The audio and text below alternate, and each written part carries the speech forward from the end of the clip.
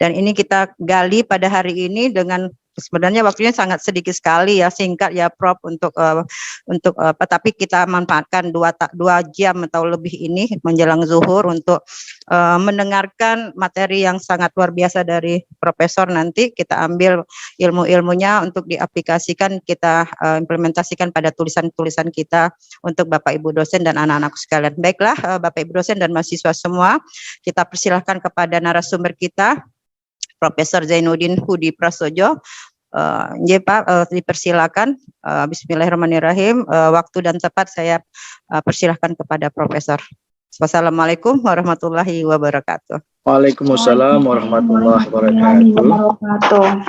Terima kasih Ibu Wakil Dekan 1 Febi UIN STS Jambi, Ibu Dr. Rafidah ya. Alhamdulillah, puji syukur ke Allah SWT kita dapat bersua pagi ini walaupun via Zoom virtual. Alhamdulillah saya diberikan kesempatan berkenalan dengan ibu-ibu, bapak-bapak semuanya di Febi UIN STS Jambi dalam rangka belajar bersama ya, belajar bersama. Alhamdulillah, yang kami hormati Bapak Dekan Febi Fakultas Ekonomi dan Bisnis Islam, Bapak Dr. Miftah. Ini beliau telepon saya beberapa waktu yang lalu dan saya mohon maaf nih Pak Dekan karena baru hari ini bisa menyanggupi. Tapi insya Allah ya, jadi walaupun di ujung insya Allah kita sama-sama berbagi, belajar bersama insya Allah. Dan Pak Dekan ini aktif ikut di pertemuan ruang belajar bersama di IA Scholar Foundation, khusus PATAS. PATAS itu ya yang paling cepat ya untuk menuju guru besar. Insya Allah Pak Dekan mengawali sebagai guru besar. Insya Allah ya Pak Dekan ya. Ya insya Allah kita doakan bersama. Bapak Ibu sekalian, para pejabat di lingkungan Febi UIN STS Jambi, saya sebenarnya tidak baru di Jambi ini. Dulu waktu saya menjadi Wakil Rektor 3, saya sempat diundang oleh Ibu Dekan FTIK ya, Bu Dr. Fadlillah. Jadi waktu itu memberi materi kepada para mahasiswa. Sempat ke Jambi, jadi dari pagi sampai siang juga. Ya Alhamdulillah ada beberapa mahasiswa dari UIN STS Jambi ini yang ikut masuk di konferensi mahasiswa S1 ya.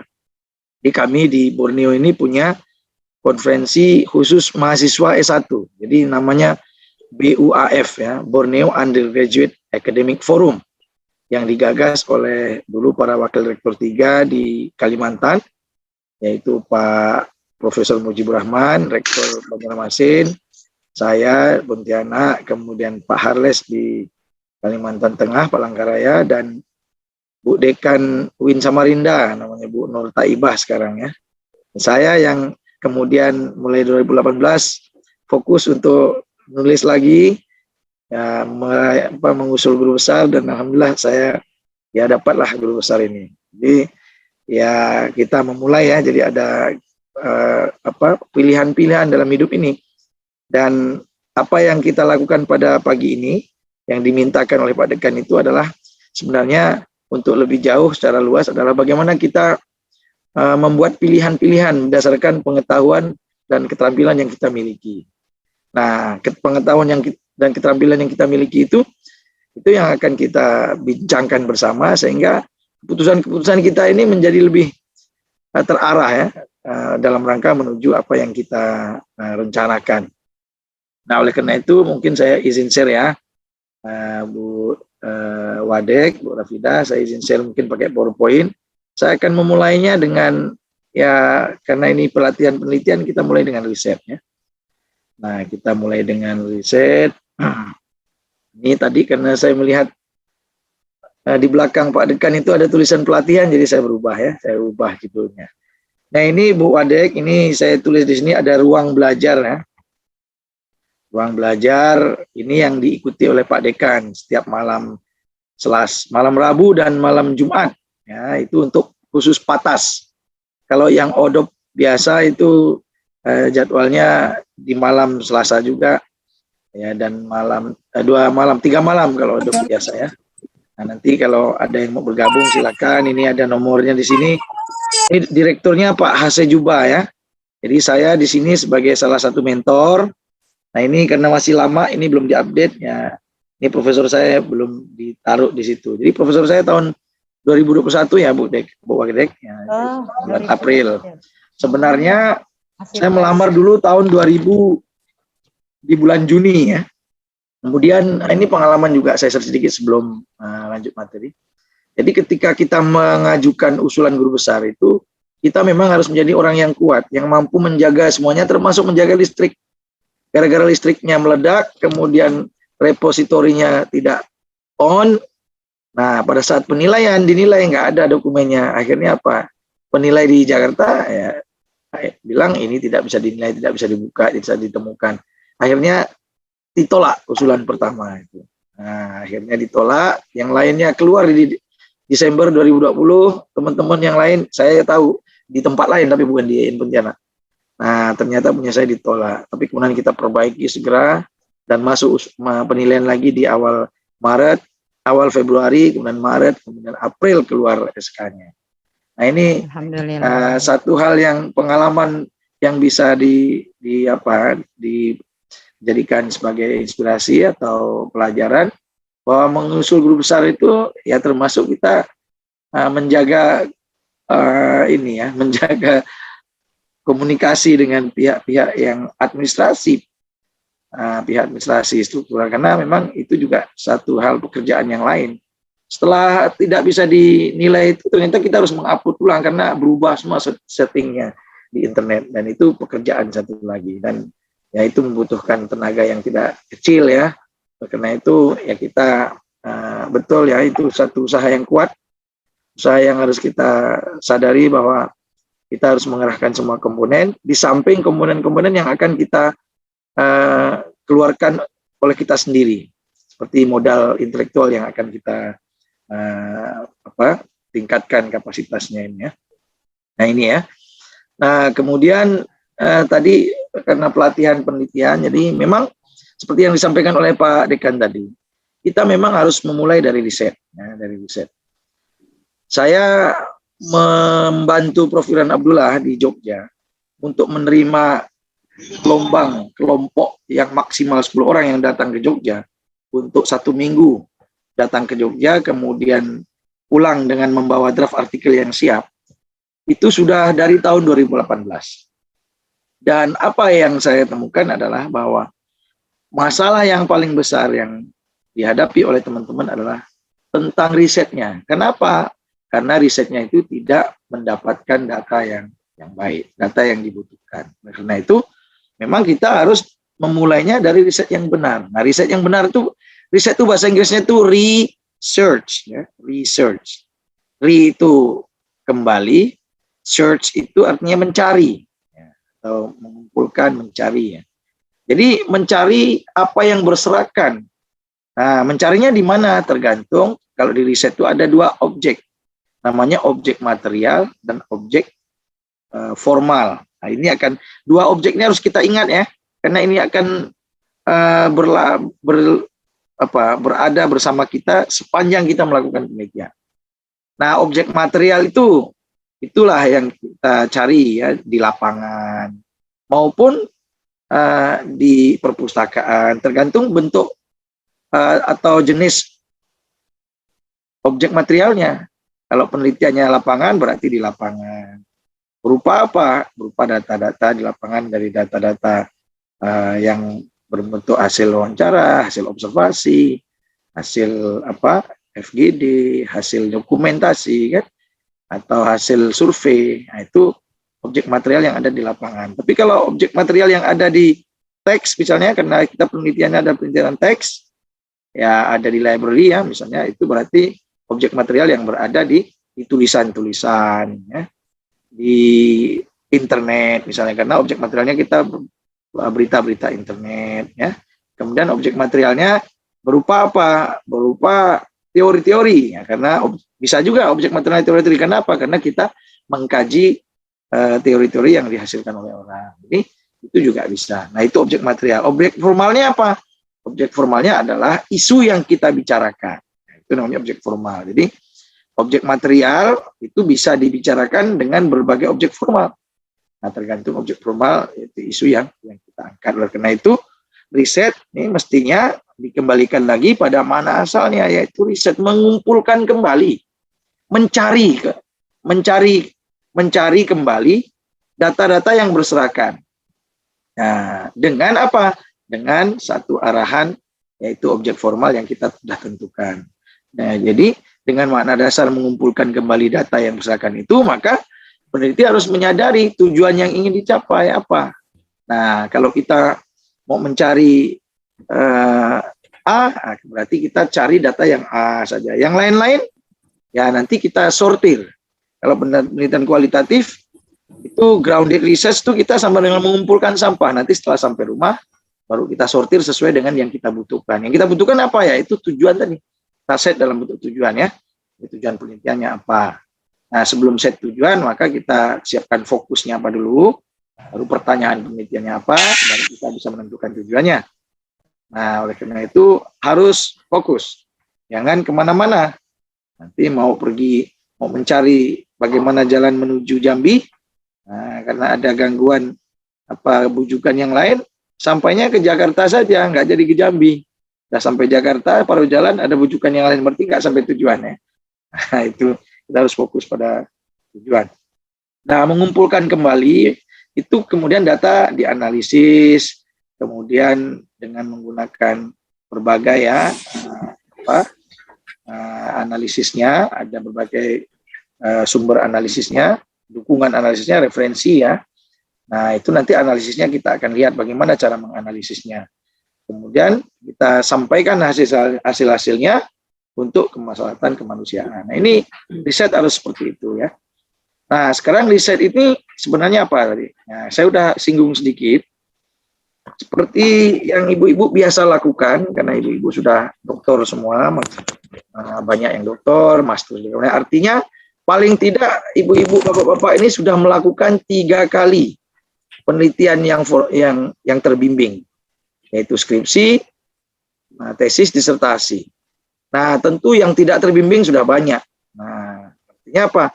Berarti kan sebenarnya sudah selesai nih. Artinya sekarang saya coba mengingatkan kembali tawasobil hak ya, karena biasa kalau udah lama atau enggak dilakukan lupa, atau sudah melakukannya tapi karena enggak dibimbing-bimbing, setelah itu lupa lagi. Makanya kita harus terus belajar sepanjang hayat. Berkenaan di IA Scholar Foundation, tempat Pak Dekan ikut setiap malam Rabu dan malam Jumat itu adalah ruang belajar bersama. Saya kira Pak Dekan ini membuat ini sekarang ini dalam rangka membuat ruang bersama di FEBI, sehingga apa? Sehingga seluruh komponen yang ada di FEBI ini memang terpacu untuk belajar bersama. Jadi belajar itu jangan sendiri-sendiri terus. Ada kalanya bersama, karena memang ada manfaat-manfaat yang dapat kita ambil dari belajar bersama sebagai pelengkap dari belajar sendiri. Tentu ada waktu-waktu atau belajar-belajar yang memang harus sendiri. Ya, tapi ada banyak juga yang harus belajar bersama, termasuk kalau nulis artikelnya harus bersama. Kalau sendiri terus nanti ujung-ujungnya nanti semuanya sendiri. Nah, kalau semuanya sendiri, ya hasilnya juga bisa hanya untuk sendiri nanti ya. Nah, jadi tujuan yang jelas harus diset ya. Nah, kemudian kita juga men-set argumen yang sesuai. Jadi kalau tujuannya begini, kita buat argumen dulu. Argumen itu seperti hipotesis ya. Jadi hipotesis yang akan kita ajukan sebagai argumentasi kita. Nah, sebenarnya kalau kita mau bertujuan untuk membangun kebersamaan dalam belajar, berarti hipotesis kita adalah, atau argumentasi kita adalah bahwa belajar bersama ini memiliki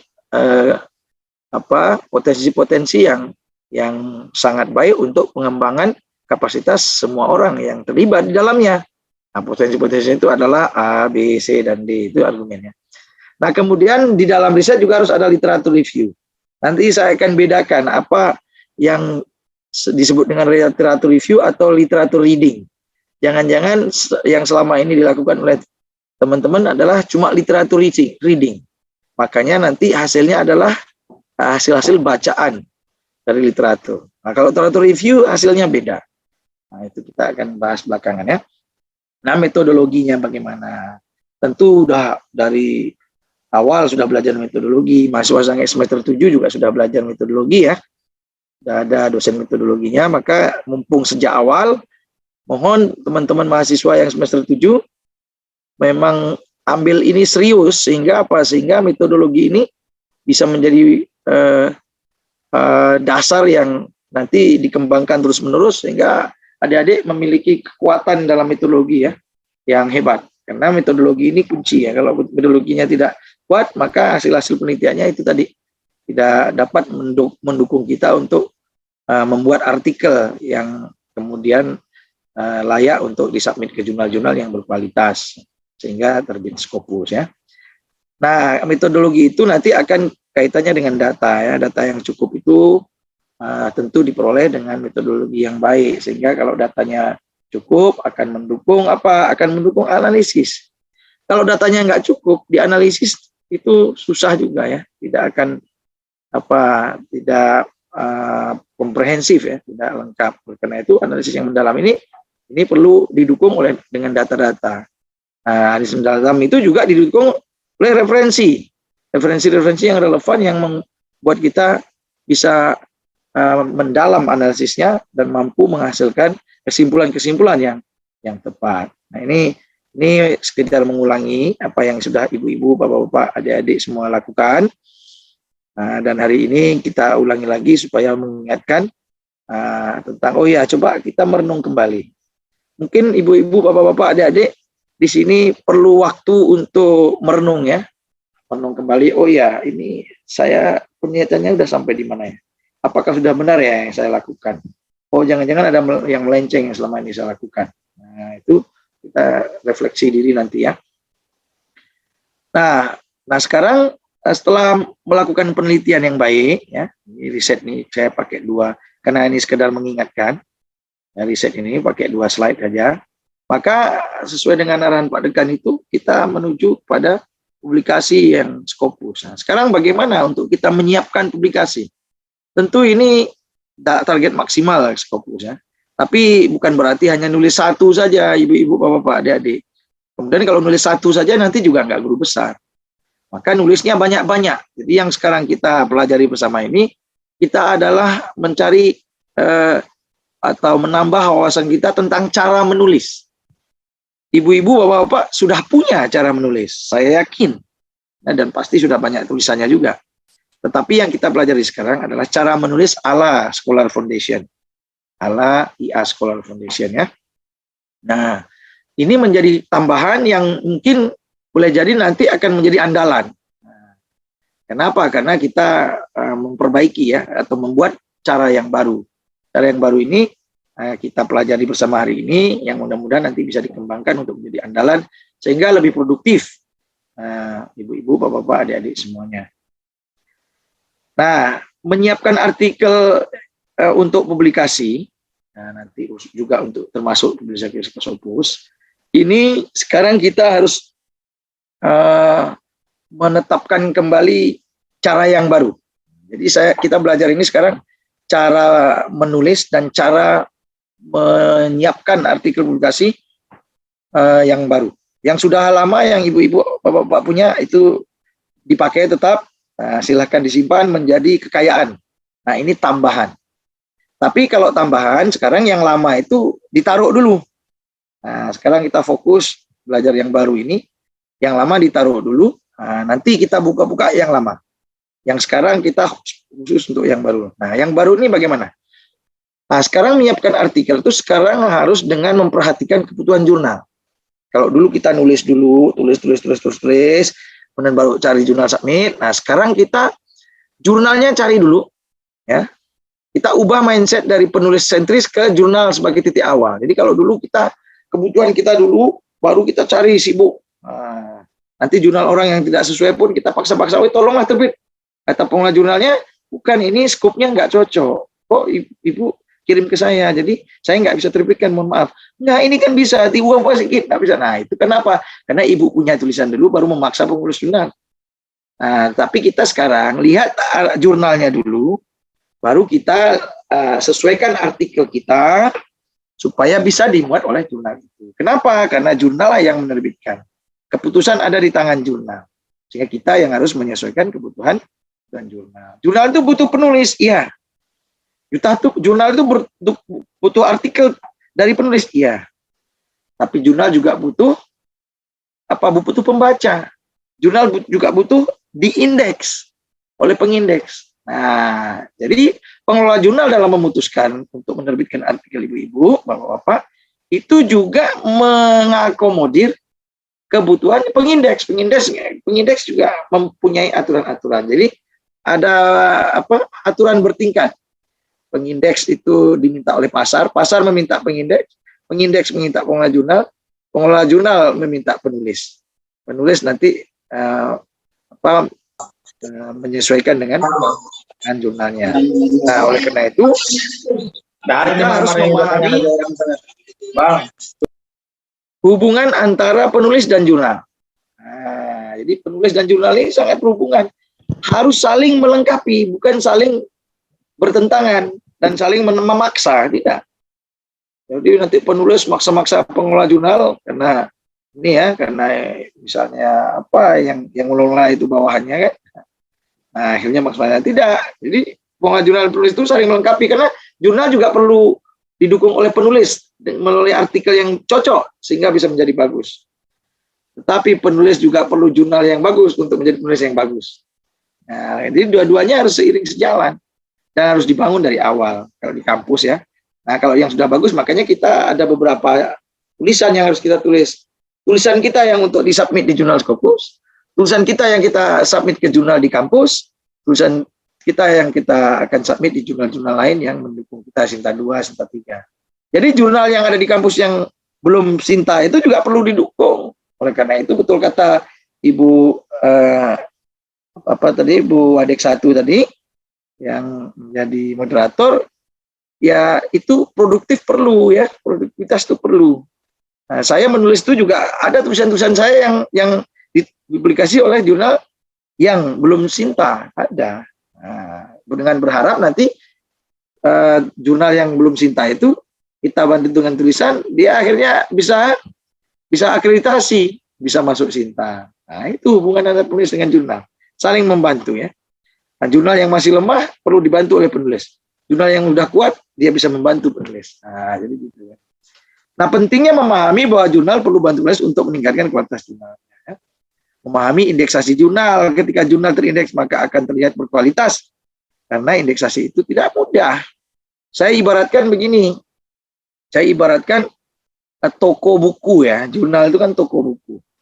Toko buku di kampus ya, penerbit ya, di kampus dengan Gramedia ya yang punya toko di mall di Senayan kan, atau di Plaza Indonesia, itu keren yang mana kan? Nah, Gramedia bisa memajang, bisa menjadi toko buku yang punya galeri di Plaza Indonesia dengan harga yang tinggi itu. Itu karena apa? Karena dia sudah punya nama, sudah didukung oleh penulis-penulis sebelumnya yang handal kan?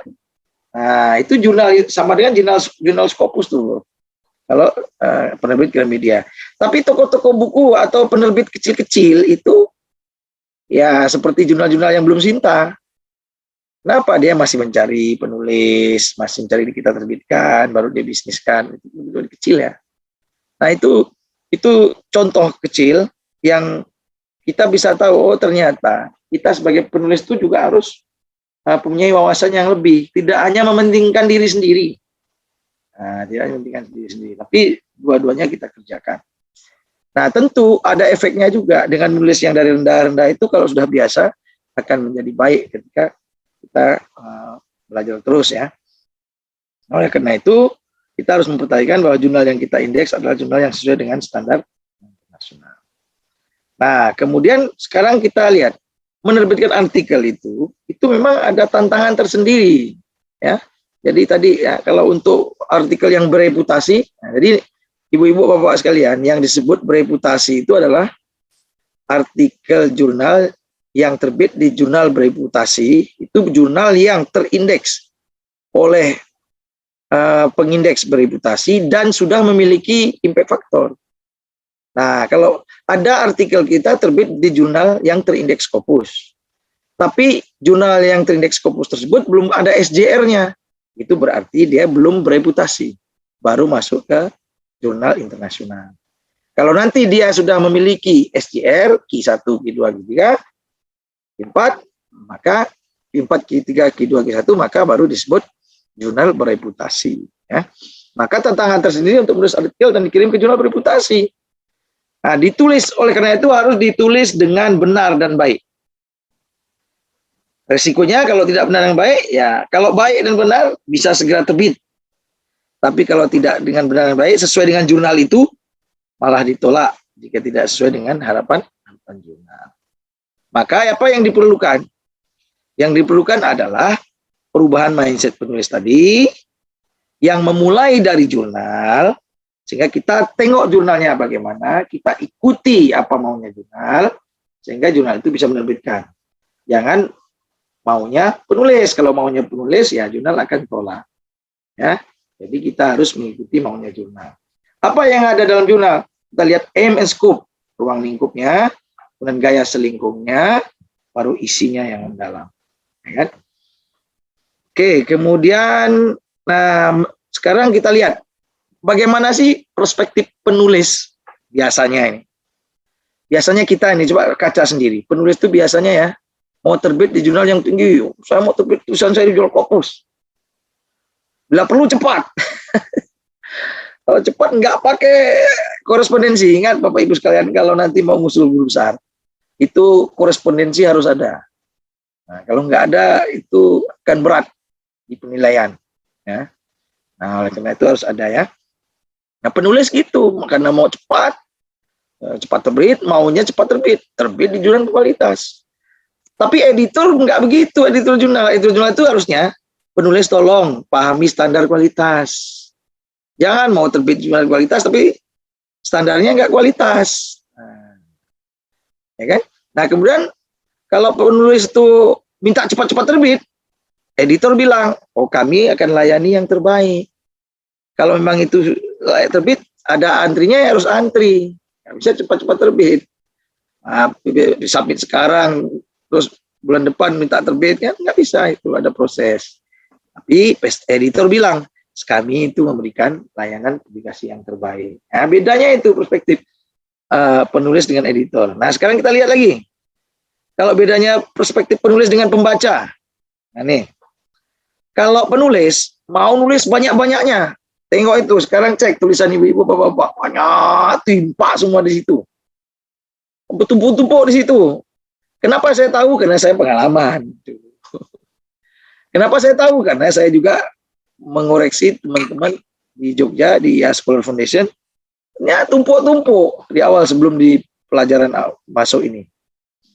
Nah, selain tumpuk-tumpuk penulis yang banyak, tumpah jadi satu, itu penulis itu biasanya fokusnya pada jurnalnya Scopus. Nah, gitu. Jadi maunya tulisannya banyak, tumpuk-tumpuk, kemudian pokoknya fokus pada jurnal-jurnalnya yang Scopus, nggak mau yang lain. Nah, kayak gitu. Bagaimana pembaca? Kalau pembaca ya, pembaca itu maunya bacanya sedikit. Coba Ibu, ketika Ibu membaca, apakah Ibu baca semua tulisan orang itu? Nah, jadi kalau penulis mau nulis banyak, sama dengan tukang ngomong banyak, makanya saya nanti tidak ngomong banyak. Karena yang dengarnya tuh mau dengar sedikit. Nah, penulis maunya nulis banyak, pembaca tuh maunya baca dikit aja. Kemudian kalau pembaca itu fokus pada artikelnya, bahkan pada jurnalnya. Ya, artikelnya ini ada nggak yang saya butuhkan, saya cari. Kadang jurnal Sinta 2 nggak apa-apa, dia kutip. Nanti baru dia perlu lagi artikel yang jurnal Scopus. Tapi tetap pada isinya dulu, karena artikelnya dulu. Kalau nggak ada yang sesuai, ya nggak kutip dia. Nah, dia akan juga cari artikel yang berkualitas. Kalau artikelnya jelek, nggak mau ngutip, baca. Penulis ya, pembaca dan penulis. Pembaca yang kemudian nanti menjadi penulis. Kemudian informasinya up to date. Yang udah lama-lama ya pakai juga sesuai dengan kebutuhan. Tapi dia akan cari yang up to date kalau penulis, pembaca yang penulis baik. Nah, ini bedanya ya. Bedanya yang sangat mencolok nih, maunya penulis banyak, pembaca maunya sedikit.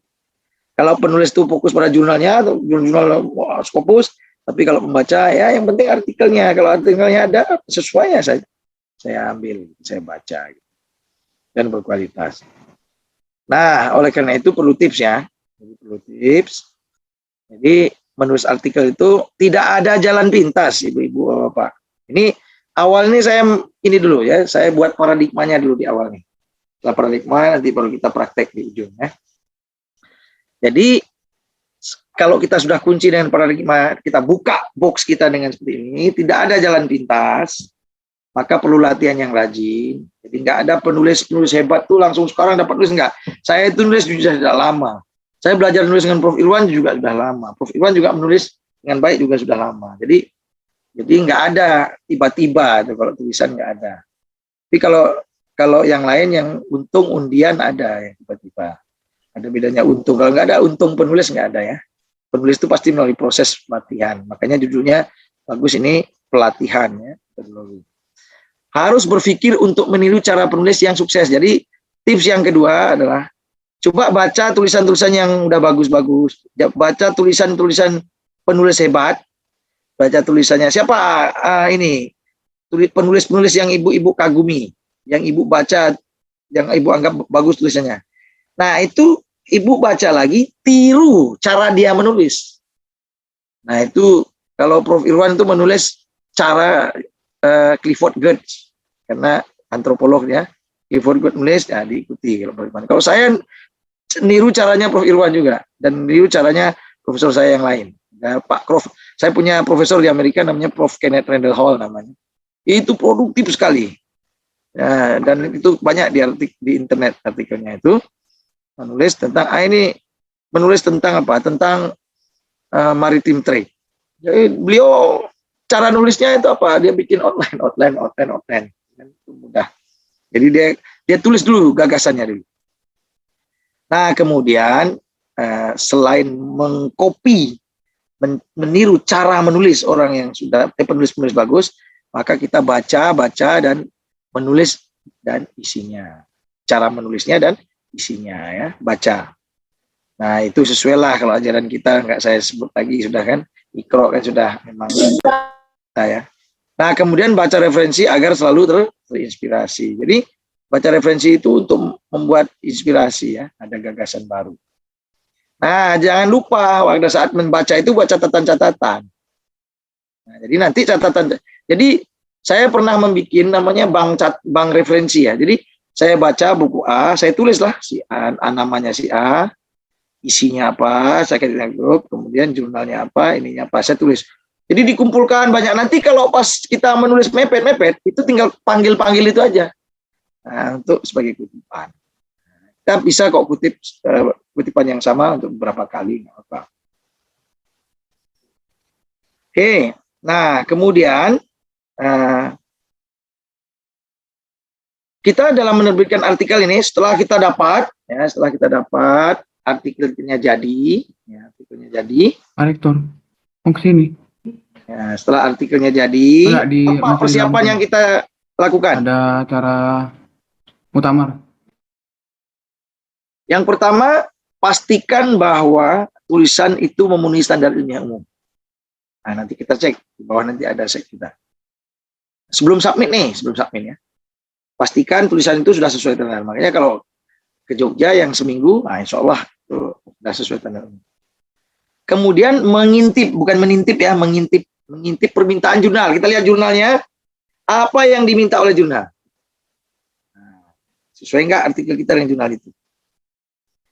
Setelah itu baru sesuaikan dengan template-nya. Administrasi. Jadi sholat itu ada administrasinya, ada substansi. Sholat itu administrasinya harus wudu, ya kan? Pakai pakaian yang sesuai dengan fikih.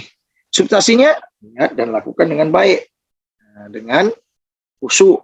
Substansinya. Dua-duanya harus gabung antara administrasi dan substansi. Nah, sama. Jurnal itu administrasinya harus template-nya sesuai, gaya selingkungnya sesuai. Substansinya adalah isi artikel itu, gagasannya itu. Sama ya. Jadi sholat itu bisa kita jadikan patokan.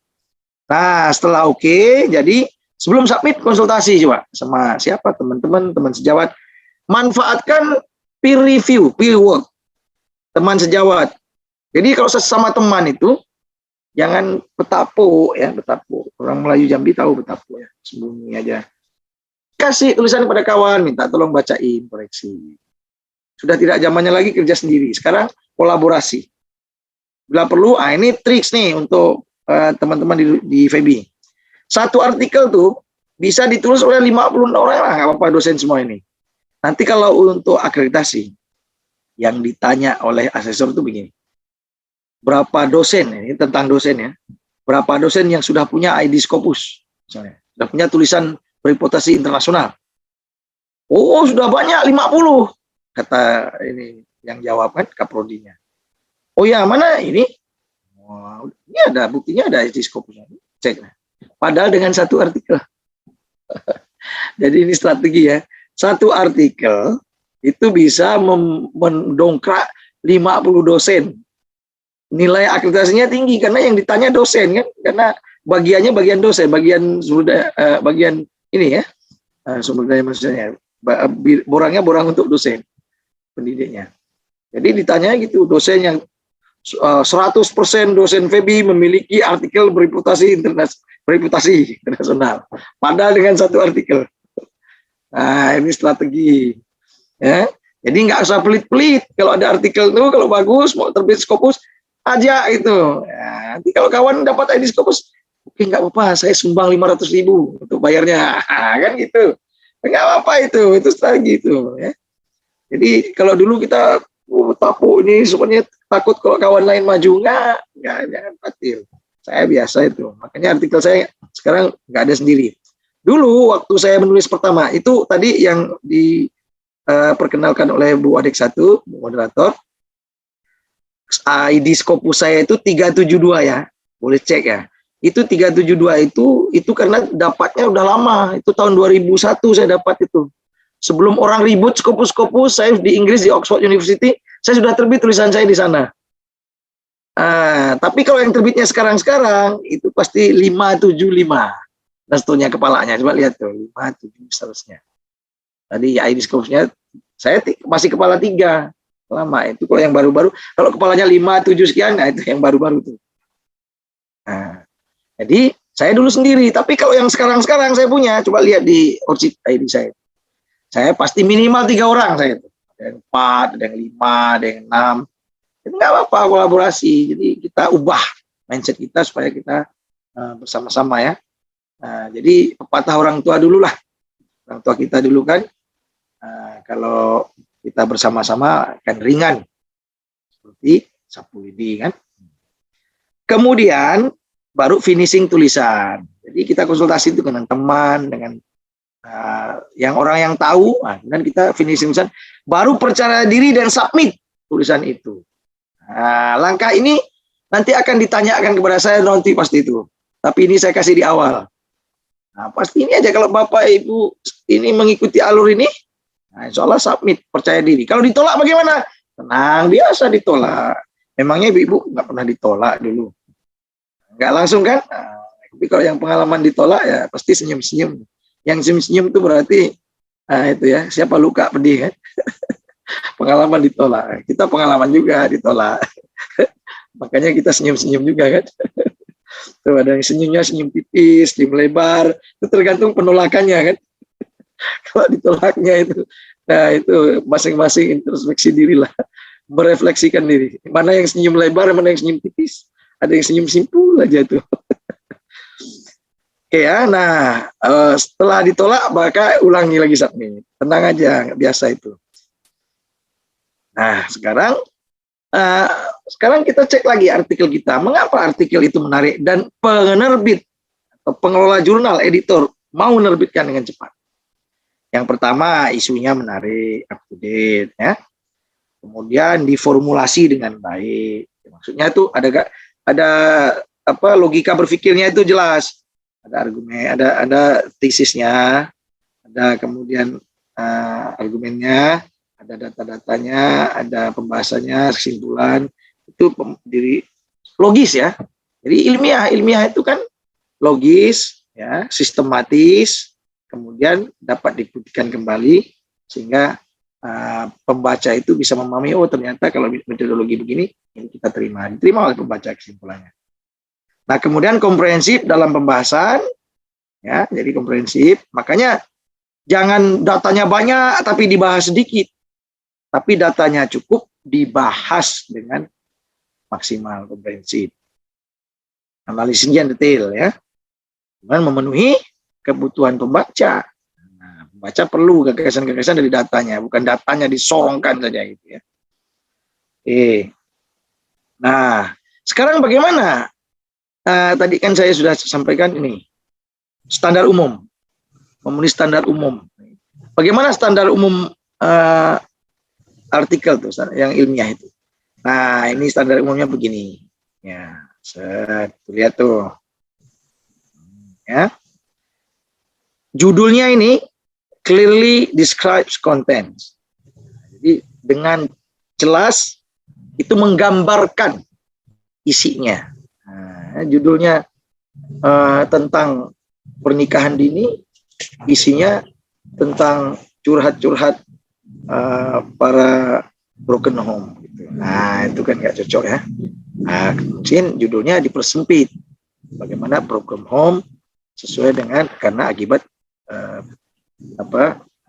ini misalnya. Jadi ya walaupun berkaitan tapi mestinya yang lebih cocok judulnya. Makanya judul ini memang paling atas, tapi judul ini ditulis paling belakang. Ya, paling belakang. Yang kita tulis itu nanti tema. Nah, tapi kita tulis dulu nggak apa-apa, judul gitu nggak apa-apa. Tapi nanti judul itu akan berubah di akhir sesuai dengan apa. Begitu udah tahu, oke. Tapi kita judulnya kita tulis dulu. Perubahan itu cuma perubahan gaya, penyesuaian. Tapi isinya, kontennya akan kita tetap sama, ya. Oleh karena itu judul itu sangat menentukan. Nah, author ini pastikan untuk mengapresiasi, ya, penulis-penulis, memberikan kredit kepada penulis-penulis yang betul. Jadi harus ada kontribusinya, nggak yang semua diajak tapi nggak kontribusi sama sekali, nggak. Minimal dia baca, memberikan masukan gagasan. Ya, gitu nggak apa-apa. Kalau 50 orang dosen FEB ini, ya, diajak semua, nanti harus ada apa kontribusinya, harus bisa ditulis. Nah, dibikin, ya, kontribusinya apa. Boleh sama artikel lalu dengan artikel yang lain. Ya, nanti kita bagi slide-nya. Tenang aja, kita kasih Pak Dekan nanti. Langsung kita kasih Pak Dekan nanti. Pak Dekan share sama oleh Pak Dekan kepada semuanya ini. Pak Dekan nggak masin kok, tenang aja. Ya kan Pak Dekan kan? Apalagi saya, mana boleh masin. Kalau masin nggak dapat lagi. Saya ini belajar juga saya ini. Kalau masin saya nggak dapat ilmu lagi. Ilmu itu harus terus dicari. Karena dari lahir sampai masuk liang lahat. Nah. Dari ayunan sampai ke liang lahat, katanya kan kalau orang tua dulu. Kemudian abstrak, ya, describes what was done. Jadi isinya abstrak itu gambarkan apa yang telah dilakukan. Nanti secara detail akan saya ada di bawah nanti. Secara detail ada di bawah. Nah, kemudian keywords. Nah, ini jangan lupa, jurnal bereputasi harus pakai keyword. Jurnal biasa aja pakai keyword karena tuntutannya begitu. Editor minta, editor nggak minta berarti salah dia, tapi editor pasti minta, maka kita siapkan. Ya, kalau nggak minta, nanti tinggal kita sisihkan. Harus kita siapkan. Mayoritas jurnal minta keywords. Ensure the article is correctly identified in abstracting and indexing services. Jadi jurnal itu memiliki keyword karena apa? Karena memang nanti akan diindekskan di dalam mesin abstraksi dan mesin pengindeks, layanan pengindeks. Nah, kemudian introduction, ya, introduction itu explain the problem. Maksudnya itu isu apa yang mau kita bahas, gap antara Dassolen dan Dasein-nya, nah, itu disampaikan, baru kita masukkan. Maka di sini ada state of the art, ya, nanti, ya. Methods, explain how the data were collected. Nah, ini metodologi ini kaitannya dengan data. Maka tulisnya yang kuat, ya, metodologinya. Nah, karena itu harus dikuatkan metodologinya, maka hari ini itu yang kita mulai sampaikan dari awal tadi, ya, metodologinya harus kuat. Jadi jangan main-main. Ada ditulis di proposal itu menurutnya bagus, tapi begitu penelitian nggak dilakukan, sibuk sana sibuk sini, duitnya untuk udah habis dah. Nah, nanti kalau pas laporan hasil penelitian, saya reviewer ini ya, reviewer Litap Dimas juga, bisa Litap Dimas juga. Nah, saya mereview di beberapa kampus di luar IAIN Pontianak. Nah, itu saya temukan, saya bilang, wah ini kok cuma sedikit laporannya, hasil penelitiannya. Ini uangnya udah kemana ini? Berapa duitnya? Kita tanya. Kalau duitnya segini, laporan penelitiannya segini, itu nggak cocok gitu. Nah, jadi harus kita ini ya, betul-betul lah. Kalau udah dikasih uang penelitian oleh kampus, ya dilaksanakan dengan betul. Karena itu yang akan menjadi artikel kita untuk kita juga. Nah, tapi itulah kadang-kadang kita lalai karena banyak hal termasuk ya karena kesibukan dan sebagainya. Nah, result itu hasilnya describes what was discovered. Jadi sampaikan apa yang telah ditemukan. Jadi result itu temuan-temuan. Nah, sampaikan. Nanti ada caranya menulis temuannya dalam artikel. Nah, kemudian discussion. Nah, ini yang penting juga discussion. Discussion ini kadang-kadang cuma jarang yang melakukan discussion dengan dalam. Nah, oleh karena itu discussion itu nanti kita akan pelajari apa yang harus dilakukan dalam discussion. Itu ada paling tidak ada 5 langkah ya. Dari tadi pertama summary dulu, baru refleksi, interpretasi, komparasi, kemudian aksi atau rekomendasi atau solusi. Nah, baru acknowledgement, itu pengakuan dari sumber-sumber ya. Jadi kalau kita mengutip-ngutip, kita pastikan sumber itu kita sudah letakkan di artikel kita. Jangan sampai nggak tercatat. Ini paling marah itu editor tuh kalau ada kayak gitu ya. Jadi tidak terus ada di body, tidak ada di referensi. Ada di referensi, tidak ada di body. Nah, itu sesuatu yang harus dihindari itu. Nah, jangan sampai ini adik-adik yang semester 7 itu jangan dilakukan. Kalau Anda sudah melakukan di semester 7 nanti nyandu setelah Anda menjadi penulis, apalagi jadi dosen lagi. Nah, jadi kalau dosen sudah melakukan itu karena dulu waktu skripsinya tidak ketat. Sehingga ya masih ada itu.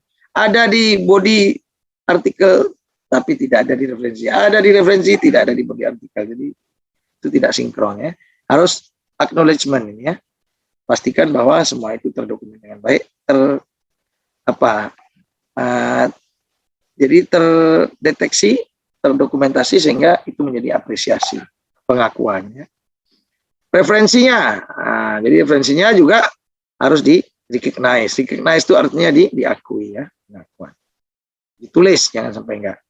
Nah, baru ada suplemen data atau mungkin dokumen lain ya yang diperlukan di jurnal. Ini masing-masing jurnal beda-beda ya. Nah, ini umum ya. Ini secara umum ini isinya kalau udah berisi ini artikel ibu-ibu, bapak, adik-adik semuanya, nah itu insya Allah akan bisa disubmit ke jurnal. Walaupun nanti disesuaikan template-nya ya. Tapi intinya ada bagian-bagian ini. Oke. Nah, ini sekarang kita lihat ya. Nah, ini nampak ya ibu-ibu, bapak. Sekarang tadi kan saya bicara tentang artikel abstrak dan seterusnya ya, pendahuluan. Berikut ini adalah panduan lengkap teknis review manuskrip bagi peer review. Kalau ibu-ibu, bapak-bapak itu submit artikel di jurnal, maka editor akan memberikan artikel ibu-ibu itu kepada reviewer. Nah, apa yang reviewer lakukan ini? Sama dengan mahasiswa, kalau nanti mau ujian itu pasti akan pada dosennya. Nah, dosen itu saat mengecek hasil ujiannya apa? Nah, gitu. Jadi kita harus tahu apa yang diharapkan oleh reviewer. Kalau reviewer bilang ini artikel tidak layak, editor pasti nggak mau nerbitkan. Nah, sekarang apa yang dinilai pertama kali oleh reviewer? Komentar secara umum dulu reviewer tuh, dibaca skim itu namanya dibaca apakah artikel ini bersifat orisinil? Biasanya langsung dilihat, wah ini mana bukti cek Turnitin-nya. Orisinil nggak? Kalau di Turnitin-nya tinggi, ya ini nggak orisinil. Menunjukkan kebaruan, nah, novelty. Nah, ini baru nggak? Gimana dia ceknya kebaruan? Nah, kita lihat nanti dia di latar belakang. Nah, dan di literatur review. Dia tunjukkan kebaruannya mana. Kebaruan menurut penulis itu harus menunjukkan kebaruannya di mana. Ada letaknya. Nah, ada letaknya. Nah, kemudian kontribusinya bagaimana? Ya kan? Nah, ini kita coba lihat ini. Nah, saya akan geser ini supaya nah ini. Dan mempunyai signifikansi penting untuk pengembangan bidang ilmu tersebut. Nah, ini ada tempatnya nih. Ini kontribusi namanya. Sumbangan artikel kita pada ilmu pengetahuan di bidangnya. Nah, harus ada. Nah, apakah artikel yang sedang direview itu mempunyai struktur tulisan yang sesuai? Template-nya, ini administrasi ya. Jadi yang pertanyaan terakhir ini administrasi. Sesuai dengan template, kebahasaan, itu aspek bahasa itu administrasi. Tapi juga dia bisa mencakup substansi, karena kalau bahasanya jelek, mana pembaca bisa mengerti substansinya kan? Nah, tapi yang sebelumnya, yang apakah seperti orisinil, menunjukkan kebaruan, punya signifikansi penting untuk pengembangan bidang ilmunya, itu substansi ya. Jadi substansinya ada 3, Pak. Administrasinya ada 1. Itu ya, itu komentar umum. Ya, artikelnya sudah sampai seperti itu atau enggak. Dan yang nomor 2, ini abstrak. Abstraknya isinya apa sih abstrak? Nah, sekarang cek. Ibu-ibu, bapak-bapak, adik-adik yang sudah punya artikel, itu biarin dulu, atau boleh dicek dengan ini. Nah, tapi nanti kalau nulis baru ikut ini. Tapi yang lama pun mau dicek pakai ini boleh. Artikel Bapak Ibu semua itu abstraknya harus memiliki apa? Mengandung ringkasan lengkap, ada tujuannya, ada metodenya, ada hasil penelitian teman penting, dan ada simpulan. Nah, ini abstrak nih, harus ada itu. Dengan jumlah kata yang tidak banyak, yang terbatas. Biasanya 300 atau 250 atau 200. Kisarannya antara 200 sampai 300 lah. Ya, antara 200 sampai 300. Nah, itu. Cek lah, nanti kalau ada yang punya artikel, cek. Kalau belum ada, langsung dibikin kayak gini. Karena artikel ini penting sekali. Editor pertama kali lihat selain judul, artikel. Abstrak. Abstraknya bagus, nah, dia mulailah itu. Lihat yang bawah. Abstraknya jelek, langsung nggak dinilai yang lain. Nah, kemudian apa yang isinya pendahuluan? Pendahuluan itu isinya adalah apakah pendahuluan ditulis secara efektif, jelas, dan terorganisasi dengan baik susunannya. Ini administrasi. Nah, administrasi ini. Susunnya apa? Nanti kalau di IASCOR ada 4 paragraf ya. Kalau di IASCOR ada 4 paragraf saja susunannya. Nah, apakah pendahuluan mengandung state of the art, overview dengan baik, overview penelitian sebelumnya yang mencukupi dan merujuk dengan benar dan sesuai. Nah, state of the art ada di pendahuluan. Itu kalau di dalam template IASCOR namanya fakta literatur. Nah, fakta literatur tuh. Itu paragraf kedua. Nah, nanti kita lihat ya. Nah, paragraf kedua kalau di template kita. Jadi harus ada state of the art. Apa state of the art? State of the art itu adalah pemetaan. Pemetaan penelitian-penelitian sebelumnya yang sudah diterbitkan baik di jurnal maupun buku. Tapi bagusnya jurnal-jurnal, artikel jurnal ya. Supaya kita bisa tahu dari semua yang telah diteliti dilakukan oleh peneliti yang lain sebelumnya itu, oh ini loh saya sekarang barunya di sini. Kita bisa mengatakan ini baru kalau kita tahu yang lain, yang lama, ya kan? Nah, jadi kita mau bilang ini saya ini baru loh, ini handphone ini keluaran baru. Mana buktinya? Disebutkan ini handphone yang ini dulu ini, yang ini, yang ini. Nah, ini semua kan lain kan? Ah, ini baru. Yang ini speknya gini, ini speknya. Kebaruan dari handphone ini adalah ini sama-sama Android.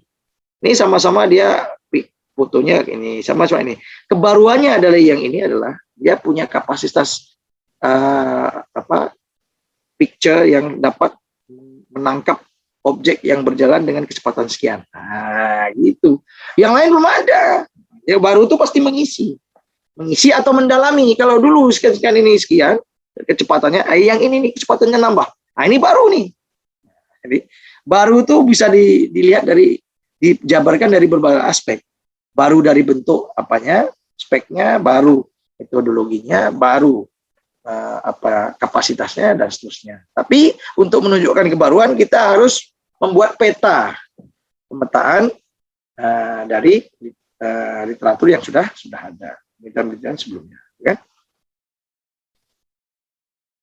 Kemudian, apakah pendahuluan mengandung pernyataan analisis kesenjangan? Ada gap enggak? Nah, ada gap antara harapan dan pernyataan. Nah, ini ada di paragraf 1 di pendahuluan di template IA Scholar. Namanya fakta sosial judulnya. Enggak pakai judul tapi disebut dengan paragraf fakta sosial. Itu di template IA Scholar Foundation nanti itu di paragraf pertama. Di template IA Scholar Foundation itu paragrafnya ada 33. Jadi dengan paragraf 33 maka semuanya sudah terpenuhi. Ya. Nanti kita lihat ke bawah. Nah, jadi apakah mengandung kesenjangan gap analisis yang jelas untuk menunjukkan letak kontribusi barunya dan menunjukkan perbedaannya dengan penelitian-penelitian sebelumnya. Nih.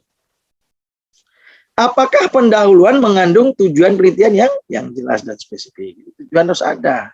Ini di paragraf ketiga ya. Nah, jadi di dalam template IA Scholar paragraf pertama itu ini fakta sosial, ya, gap ini. Paragraf kedua adalah fakta literatur. Nah, paragraf ketiga adalah tujuan. Baru paragraf 4 itu argumen. Nah, ini di sini nggak disebut. Nah, itu tambahan dari template IA Scholar. Argumentasi itu apa yang kita pikirkan sebelumnya sebagai logika berpikir kita. Kalau saya tujuannya begini, ini karena apa? Karena sebenarnya ini kalau mau kita kasih argumen. Oke, jadi untuk pendahuluan saya kira ini nanti bisa dibaca lagi. Saya kasih nanti ya, Pak Dekan biar dibaca semua. Nah, yang selanjutnya reviewer itu melihat apa lagi? Selain melihat pendahuluan ini yang dilihat, maka reviewer melihat metode penelitiannya. Nah, dilihat tuh metodenya. Dapatkah prosedur eksperimen yang ditulis menurut pendapat? Nah, ini kalau eksperimen. Ya. Apakah penulis menuliskan rujukan yang benar jika prosedur eksperimen yang di paper? Jadi, rujukan itu terus metodologi. Apakah deskripsi metodologi dituliskan dengan jelas dan lengkap? Sumber datanya mana? Langkah-langkah pengambilan datanya mana? Kemudian bagaimana data itu diperoleh, dianalisis dan dipaparkan. Nah, ini. Dapatkah atau sebaiknya kah penulis mencantumkan bahan-bahan lain sebagai penunjang data? Dapat. Ada data-data dokumen, data-data wawancara, data-data catatan lapangan hasil observasi, kan? Ataupun mungkin data-data survei ya dari angket yang disebarkan. Metode. Nanti metode ada bisa 3 paragraf, bisa 5 paragraf. Nanti tergantung tempatnya di template jurnal. Ya, Scholar itu punya template-nya ya. Nah, hasil dan pembahasan. Nah, ada yang memisah hasil sendiri, pembahasan sendiri. Nah, ini kebetulan. Ini saya ambil di mana? Ini saya ambil di webnya Ristek Dikti ya. Nah, ini saya ambil di sana. Ini saya kasih file besarnya juga, saya kasih file boleh. Karena saya unduh dari sana. Jadi supaya bermanfaat. Cuma kita mungkin yang belum baca karena belum ada info ke sana. Nah, hasil dan pembahasan itu apa yang dicek oleh reviewer? Berikan saran-saran perbaikan sesuai data yang disajikan penulis. Jadi reviewer itu mengasih saran perbaikan. Tapi apa yang dia kasih? Apakah data-data hasil penelitian dan pembahasannya mempunyai hubungan yang logis hingga memfokus pada kesimpulan? Jadi dia lihat datanya A, kemudian dianalisis dengan B, simpulannya mestinya C. Nah, itu logis nggak? Nah, disuruh cek tuh. Kalau enggak, ini enggak betul nih. Nilainya rendah. Ya. Gitu ya. Jadi dia akan lihat kesesuaian antara data, analisis, dan kesimpulan. Apakah tabel, gambar, dan skema disajikan secara jelas, terbaca, benar, dan berfungsi baik? Ini kalau ada tema, ada tabel.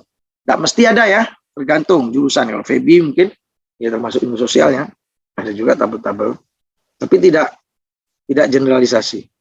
Jadi ada yang bertabel, ada yang narasi semua. Kalau ada tabel juga dikasih ada caranya. Lihat sekali lagi template-nya bagaimana. Author guidelines. Kemudian saran-saran perubahan detail tentang style, grammar, kemudian perubahan nominal lainnya. Ini mestinya kita ketemu sebagai teman, kalau dimintai kawan suruh baca, kita kasih saran kayak gitu ya. Ini kayaknya bahasanya kurang bagus. Masih banyak SPOK yang kurang catatannya. Itu catatan administratif ya. Karena bahasa ya. Supaya mendukung isi. Apakah diperlukan data-data eksperimen tambahan atau analisis tambahan? Nah, maksudnya ini kalau eksperimen, kalau analisis, apakah perlu tambahan analisis? Nah, nanti kita cek. Ini Pak Dekan, mohon maaf. Ini kayaknya analisisnya kurang, perlu ditambah ini. Referensi ini ya, kita kasih catatannya. Apakah ada perbandingan antara hasil penelitian ini dengan penelitian-penelitian sebelumnya, terutama yang disajikan di overview di bagian pendahuluan? Nah, itu salah satu analisis itu adalah analisis perbandingan. Nah, jadi kita bandingkan temuan kita ini dengan penelitian sebelumnya. Itu salah satu cara menganalisis. Jadi tadi saya sampaikan summary, refleksi, interpretasi, komparasi, bandingkan dengan artikel-artikel lain, sehingga kita bisa menunjukkan aksi kita apa, solusi kita apa. Nah, gitu ya. Setelah kita melihat dan menganalisis itu. Kemudian kadang-kadang di beberapa jurnal hasil dan pembahasan dipisah di bab yang terpisah. Namun demikian, jika dipisah, maka harus diperhatikan jangan sampai ada kalimat-kalimat yang berulang. Nah, ini biasanya gitu, kalau ada discussion hasil sama pembahasan dipisah itu biasanya diulang, di-copy ya. Mungkin yang nulis skripsi biasanya di-copy. Jangan, bukan begitu. Beda antara hasil dan pembahasan. Kalau hasil itu adalah result, hasil dari tujuan.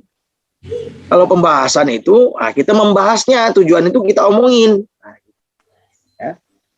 Kita omongin.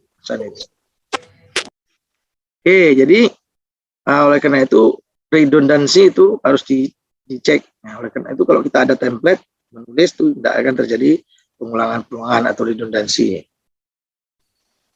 Kemudian yang keenam adalah simpulan. Coba kita lihat simpulannya. Ya, kita lihat coba itu dibaca simpulan.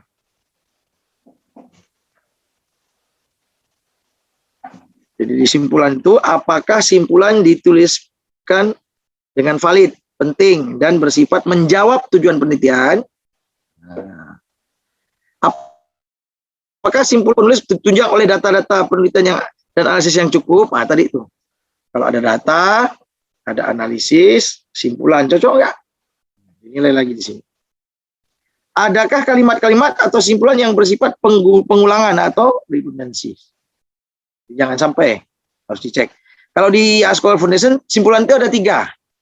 Pertama adalah refleksi dari kesimpulan itu, jadi kita temuannya apa. Kedua adalah kontribusinya apa ini kepada pada ilmu yang berkembang. Yang ketiga adalah keterbatasan. Jadi di simpulan itu ada disampaikan penelitian ini terbatas, datanya ini. Jadi kita harus akui ya. Nah, kita harus akui keterbatasan ini sehingga penulis yang lain kalau mau melanjutkan penelitian ini adalah ini loh penjelasan saya.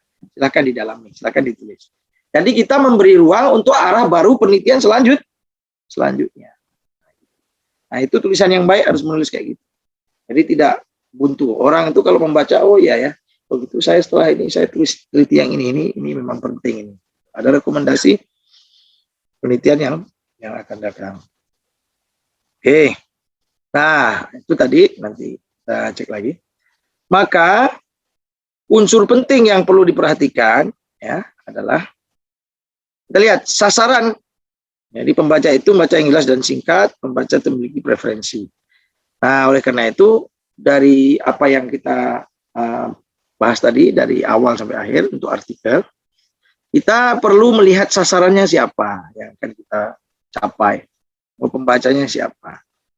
Bacanya semuanya nih, kebijakan pemerintah dan seterusnya, masyarakat umum. Nah, kita lihat, oh berarti kita sesuaikan. Nah, kenapa? Karena pembaca itu memiliki preferensi-preferensi. Kita coba menebak apa preferensi pembaca. Belajar dari mana? Belajar dari artikel-artikel sebelumnya yang terbit di jurnal itu. Itu artinya sudah mengarah ke sana, karena editor akan mengarahkan kepada preferensi yang diminati oleh pembaca. Oke, kemudian gagasan yang ini disampaikan itu ide-idenya penting, temanya yang sesuai, isu yang up-to-date. Ya. Kemudian pola komunikasi yang sesuai juga, bahasa yang digunakan tadi. Ya. Bahasanya yang digunakan adalah bahasa yang komunikatif, yang memang betul bahasa yang resmi ya. Karena ini tulisan resmi, jadi bahasa resmi. Kalau di internasional bereputasi untuk ajukan Scopus, itu bahasanya bahasa PBB ya. Boleh Arab, Inggris, Arab, Spanyol, kemudian Cina, kemudian Rusia, ya, kemudian apa lagi satu? Nah, jadi Mandarin, ya, Mandarin. Mandarin boleh. Ya, ada jurnal-jurnal yang berbahasa Mandarin yang terlihat Scopus ya. Ya, kalau mau nulis, ya cari penerjemah yang Mandarin. dengan abjadnya yang seperti itu kan. Oke. Gaya penulisan yang khas. Nah, begini ya. Jadi setiap orang itu punya penulisan yang sendiri, gaya sendiri. Kalau saya baca tulisan Pak Degan nanti lain. Baca tulisan JV bisa lain. Baca tulisan Bu Efni nanti lain. Jadi nanti ketahuan tuh kalau ini tulisan siapa, itu ketahuan. Kenapa? Karena pasti ada ciri khas. Sama dengan kita ngomong, kita berjalan, itu ada dari jauh, oh itu tuh si A gitu, itu teman. Walaupun kadang salah, ternyata banyak yang sama juga. Gitu.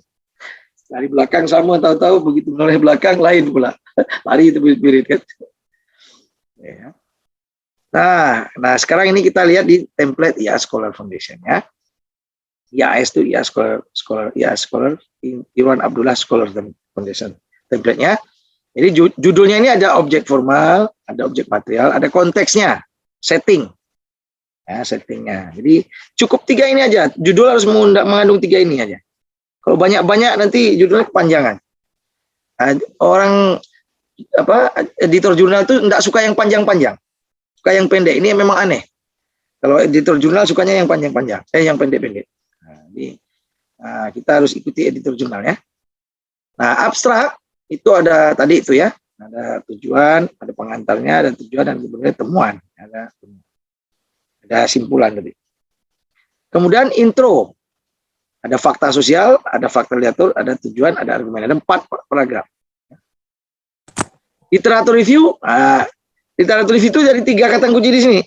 Objek formalnya apa, objek materialnya apa, konteksnya apa. Nah ini literatur review kita 3 ini dari sini dia. Nah, kemudian metode deskripsi apa yang dilakukan, nah itu sama. Jadi lebih operasional, jangan kutipan-kutipan aja kalau metode itu. Misalnya sumber data dari penelitian ini adalah tokoh-tokoh masyarakat yang berjumlah sekian orang. Nah, bila perlu namanya ini seterusnya. Kalau enggak ya jumlahnya ini.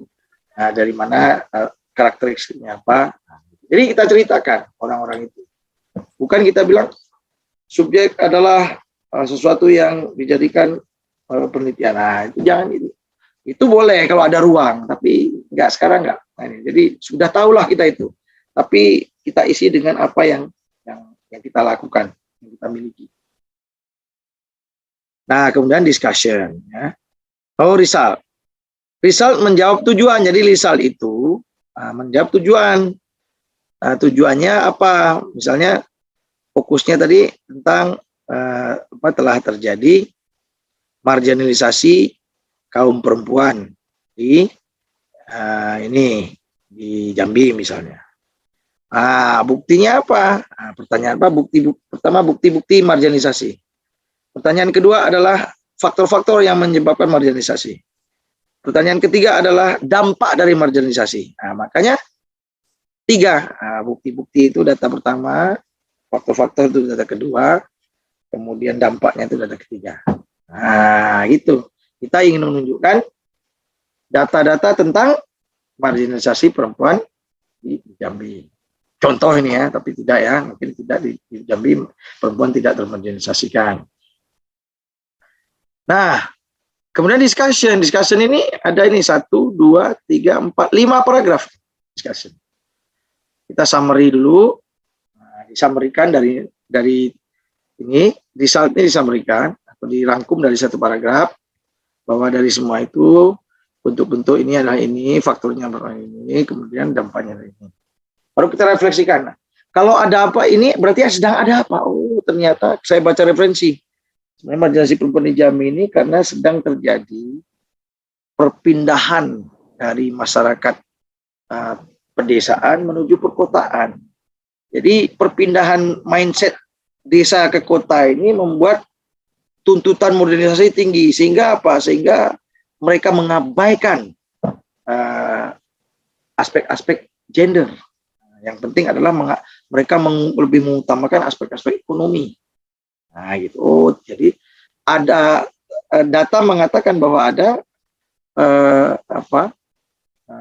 marginalisasi perempuan di Jambi. Ternyata refleksinya adalah sedang terjadi perubahan mindset di masyarakat Jambi karena adanya pergeseran demografi dari penduduk yang tadinya desa kemudian masuk kota karena pengaruh modernisasi, sehingga orang desa pun sekarang bermindset ke arah orang kota, sehingga yang mindset orang kota itu adalah ekonomi based. Orang bilang sekarang itu kapitalis, sehingga kapitalis itu menyebabkan nilai-nilai lokal itu tergerus, termasuklah nilai-nilai kesetaraan gender, sehingga terjadi marginalisasi. Dalam sekali ya, ini namanya analisis dalam sekali. Karena kita membaca tulisan-tulisan orang, itu refleksi ya. Nah, interpretasi. Interpretasi itu kita memaknai data itu loh. Kalau begitu, ini apa? Kita bisa interpretasikan apa? Interpretasinya adalah, bahwa orang-orang Jambi ini karena terjadi perubahan mindset itu, kita bisa menganalisis, menginterpretasikan, menafsirkan bahwa orang Jambi ini punya sensitivitas gendernya ini labil. Nah, gara-gara mindset seperti itu akhirnya dia hilang lokalnya. Jadi interpretasinya adalah bahwa masyarakat di Jambi ini ternyata masyarakat yang labil, sehingga perubahan nilai yang terjadi karena faktor luar tadi, faktor kapitalisme itu menjadi lebih mudah. Nah, ini karena apa? Karena kematangan sosial dari masyarakat Jambi belum matang. Nah, interpretasinya kayak gitu. Interpretasinya adalah ini belum matang nih masyarakat Jambi ini, masyarakat yang peralihan ini belum matang, sehingga apa? Sehingga mudah goyang. Sehingga ya semua aspek, termasuk buktinya ini aspek gendernya berubah, marginalisasi begitu kuat. Gitu ya. Dari mana kita dapat itu? Kita baca, kemudian kita bilang si A ngomong begini, si P ngomong begini. Nah, di sini di dalam diskusi ini kita kasih referensi. Kalau di result nggak ada referensi di sini, tidak ada. Kalau di sini kita kasih referensi. Dan komparasi itu kita bandingkan. Temuan di sini begini. Temuan di sini bahwa yang terjadi perubahan, kemudian masyarakat dan itu labil, masyarakat peralihan dengan nilai-nilai bisa berubah. Penilaian di tempat lain bagaimana? Ternyata betul di tempat lain. Di Pontianak ini diteliti oleh si A, ini juga si A mengatakan begini. Jadi perbandingan di sana ternyata di Pontianak juga menunjukkan kecenderungan yang sama. Peralihan dari masyarakat desa yang kemudian bermindset kota itu ternyata menghasilkan kerapuhan sosial, sehingga masyarakatnya mudah rapuh, sehingga dengan mudah untuk menggerus nilai-nilai yang selama ini dipedomani dengan kuat. Buktinya nilai gender yang dulu kuat sekarang menjadi lemah sehingga terjadi marginalisasi pada wanita. Kan gitu. Nah, sekarang aksi kalau begitu bagaimana? Kalau begitu, kita sarannya adalah bahwa kita perkuat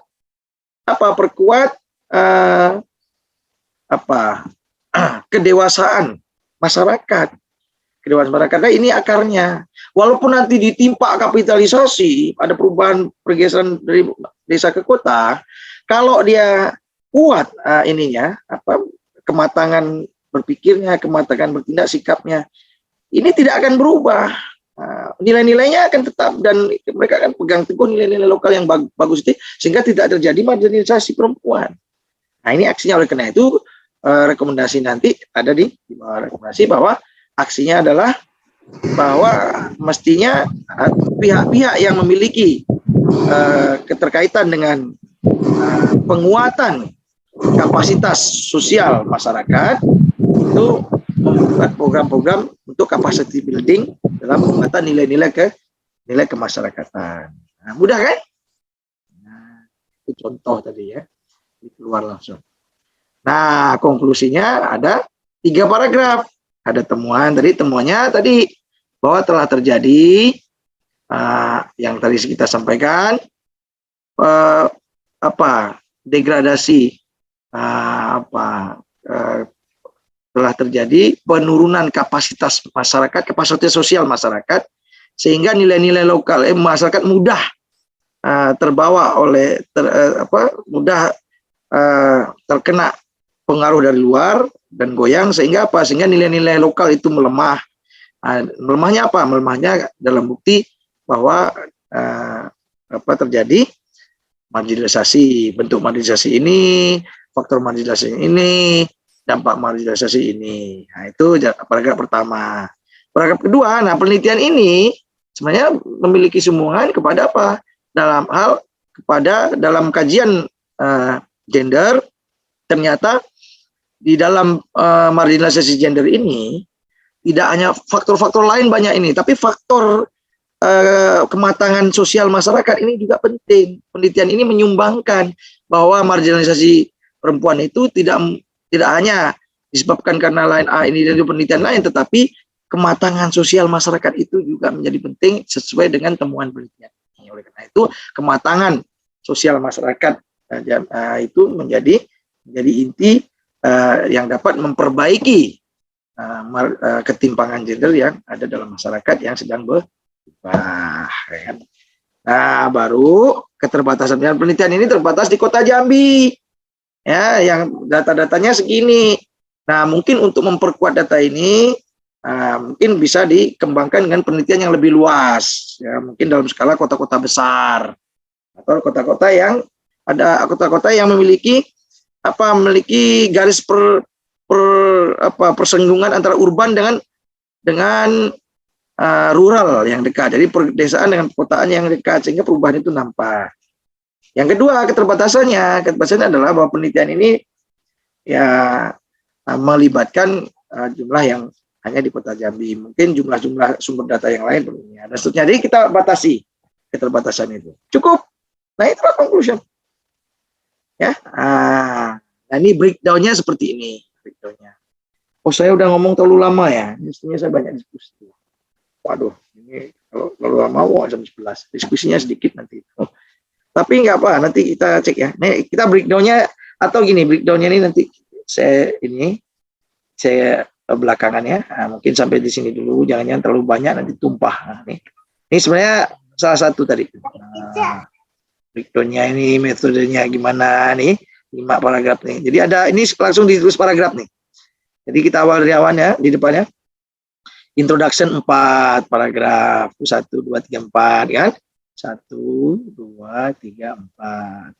Kemudian literatur review 3-6 paragraf ya, 1, 2, 3. Ini 1 bisa 2 paragraf, ini 2 paragraf, ini 2 paragraf ya.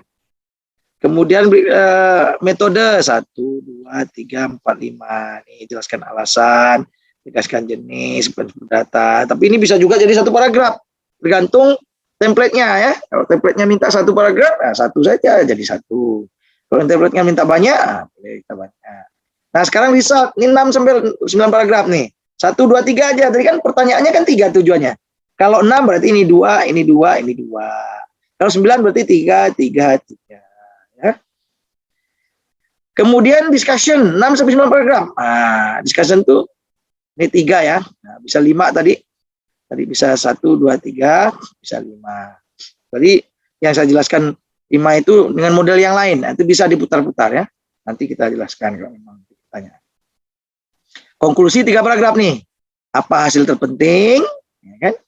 Yang tanpa penelitian tidak mungkin diketahui. Nah, karena dengan penelitian ini maka diketahui. Tadi kan karena penelitian ini diketahui, oh ternyata bahwa marginalisasi gender ini ada sesuatu yang terjadi, yaitu ada perubahan ini. Oh, jadi tahu sekarang.